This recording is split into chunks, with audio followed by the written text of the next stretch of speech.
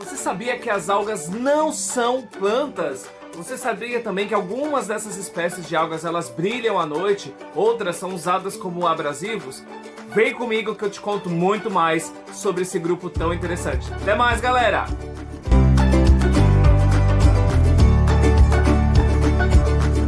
Fala pessoal, sejam todos bem-vindos ao canal Ciência Educa. Eu sou o professor José e hoje a gente vai falar sobre a segunda parte desse reino, né, que deu tanto trabalho para os cientistas. Nós vamos falar um pouquinho hoje sobre as algas que fazem parte do reino protoctista, ou como muitos conhecem, reino protista. Vem comigo para não perder nenhum dado.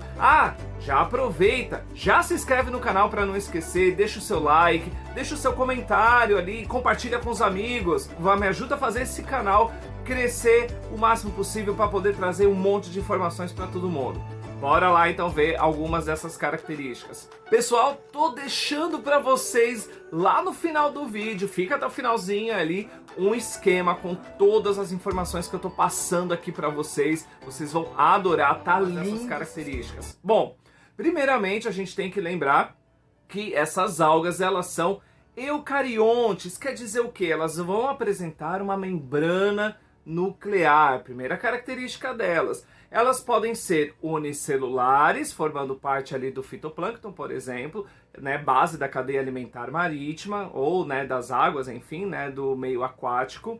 E elas são também multicelulares, então a gente vai ter organismos unicelulares, multicelulares ou pluricelulares, tanto faz, né, a nomenclatura que você vai usar aí.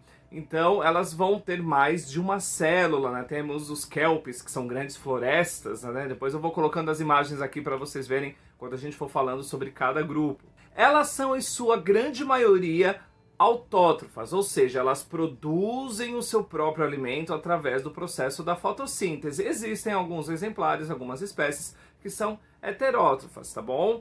E elas também podem formar associações, formando pequenas colônias, tá? De vários indivíduos unicelulares, por exemplo, tá? A gente também tem algumas que se associam com fungos, formando os líquens. Olha só que legal, lembra lá os líquens que ficam grudadinhos lá em ambientes úmidos, troncos de árvores, pedras, rochas, né? São bioindicadores, né, de qualidade de ar. São características bem legais, né? Outras delas podem ser de vida livre, grande parte delas, né? E por incrível que pareça, algumas podem ser parasitas também.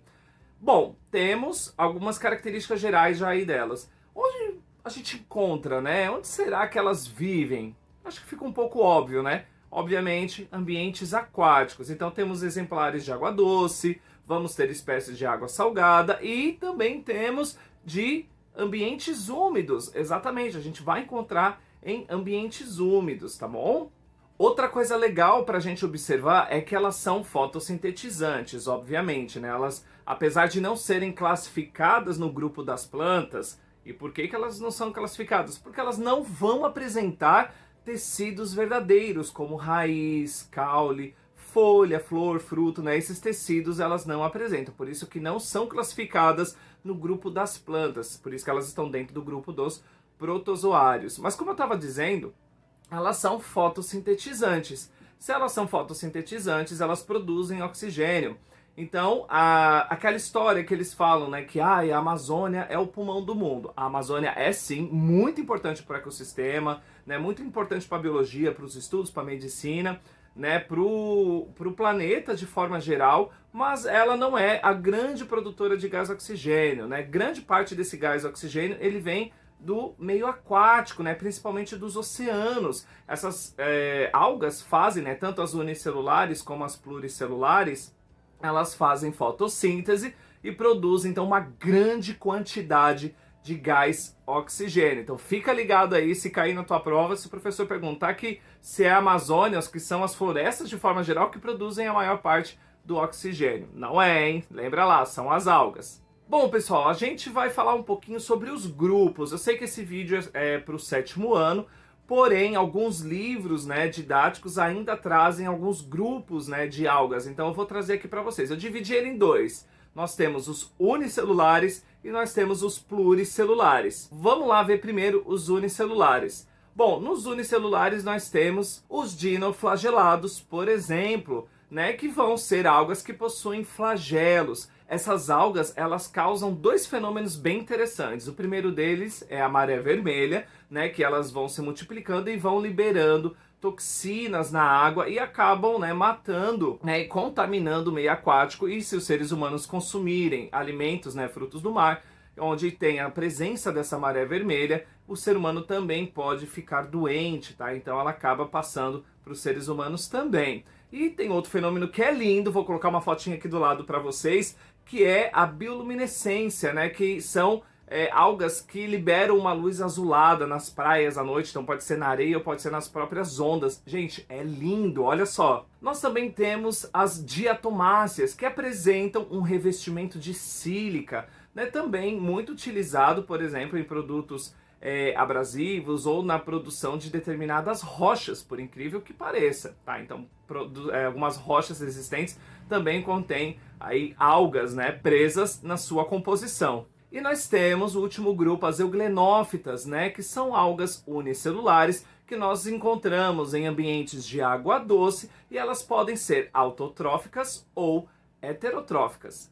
Beleza? Agora a gente parte para o grupo das pluricelulares. Nós vamos ver 3 grupos, tá?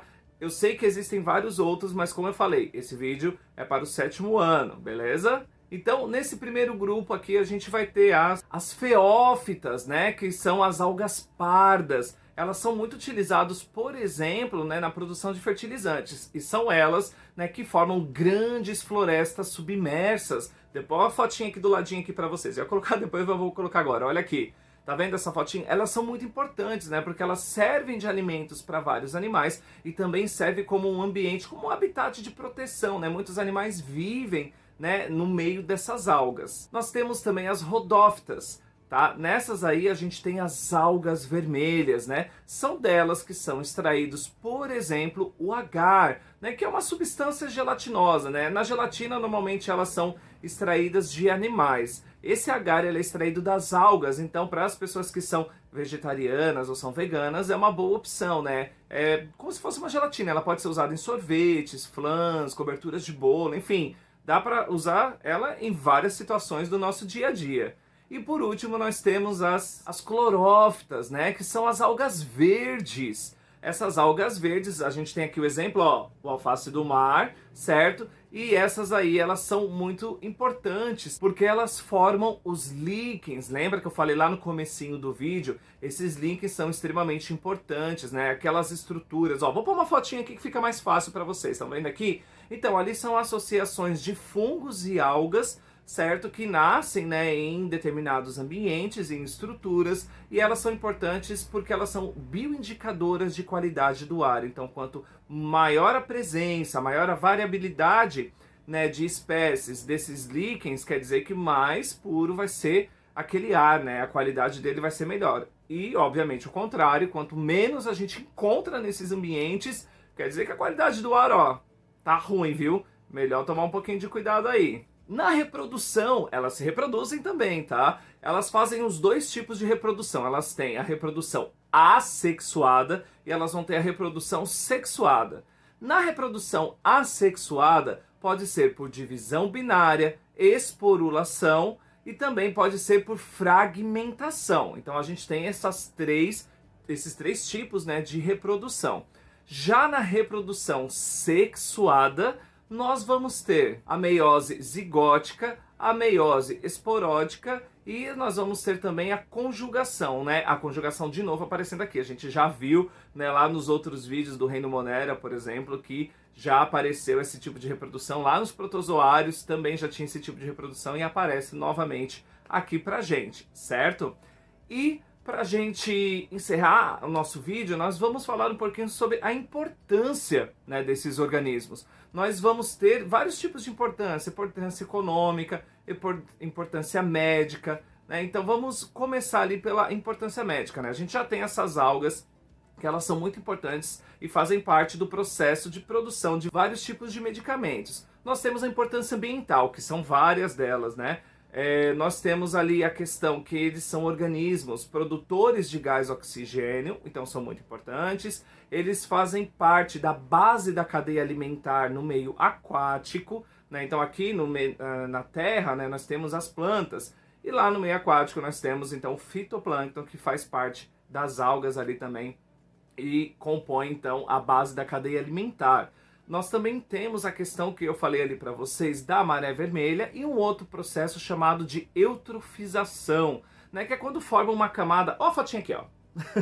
É quando forma uma camada, né, de algas, onde as algas começam a se multiplicar muito devido à grande quantidade de matéria orgânica que é lançada no meio ambiente. Exatamente, esgoto, né, galera? Quando esse esgoto não é tratado e ele é lançado direto no meio ambiente, querendo ou não, aquilo dali é um alimento, é matéria orgânica, e as algas vão se alimentar daquilo dali, e elas vão se multiplicar e vão formar tipo um tapete verde por cima, né? Algumas pessoas falam assim, nossa, que coisa linda, mas na verdade não é, né? Elas impedem a passagem de raios solares, ela impede com que os organismos fotossintetizantes que se encontram naquele meio façam a fotossíntese, produzam o gás oxigênio. Consequentemente, se eu tenho a diminuição ou a falta do gás oxigênio, a minha cadeia alimentar, a minha cadeia de organismos que vivem naquele local, ela pode morrer, ela pode desaparecer devido à falta, né, desses produtos. E também os animais que morrem entram em decomposição e também acabam liberando várias outras substâncias na água. Então é bem complicado essa questão desse lançamento, né, da falta do tratamento. Então cabe aí às autoridades prepararem, né, esse esgoto para serem lançados novamente no meio ambiente. Não pode ser lançado de qualquer forma. Pessoal, se você curtiu, se você gostou desse vídeo, já deixa o seu like, não se esquece de se inscrever, né, dá essa força pro canal, dá essa força para a educação crescer, para as informações, né, serem multiplicadas, espalhadas. Assim a gente constrói uma nação, ó, consciente. E gente, ó, tô deixando aqui embaixo na descrição do vídeo o link com um esquema com todas essas informações que eu passei para vocês, tá bom? Não esquece de baixar aqui esse esqueminha para vocês poderem estudar e, se possível, já façam de um caderno copinho para vocês conseguirem, né, aprender um pouquinho mais, fixar melhor as informações. Beleza? Obrigado e até mais!